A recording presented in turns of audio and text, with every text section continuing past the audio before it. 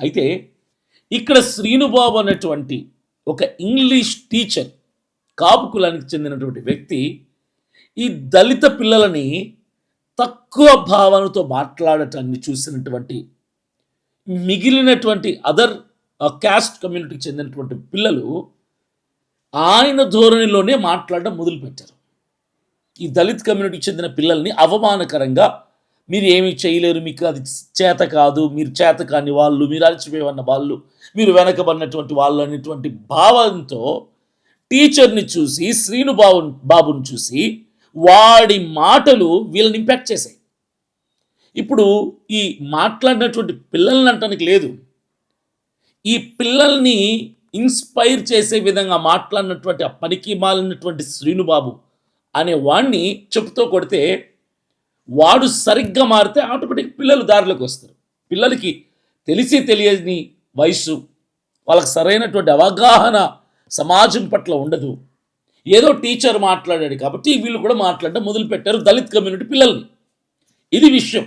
ఇంకా డీప్గా మనం వెళ్తే ఈ విషయాన్ని మీతో పంచుకుంటున్నాను అనటం కంటే అసలు ఎలాంటి సమాజంలో ఈ 2025లో కూడా ఇలాంటి సమాజంలో మనం ఉన్నామా అన్నటువంటి విధంగా సంఘటనలు చోటు చేసుకుంటున్నాయి. Today's children are tomorrow citizens అంటాం కదా, నేటి బాలలే రేపటి పౌరులు.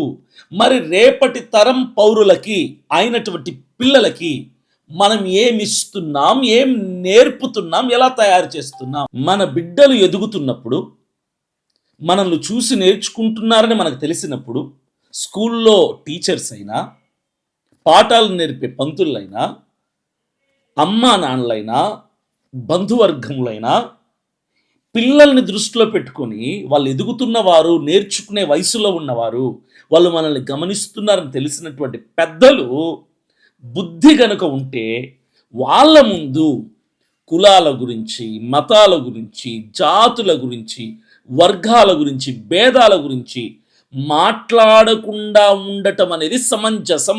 ఈ ఇంకిత జ్ఞానం స్కూల్లో టీచర్స్కి, ఇంట్లో తల్లిదండ్రులకి, సమాజంలో ఉన్నట్టు పెద్దలకి ఉంటే మన పిల్లలు రేపటి తరంలో ప్రయోజకులుగా మారతారు.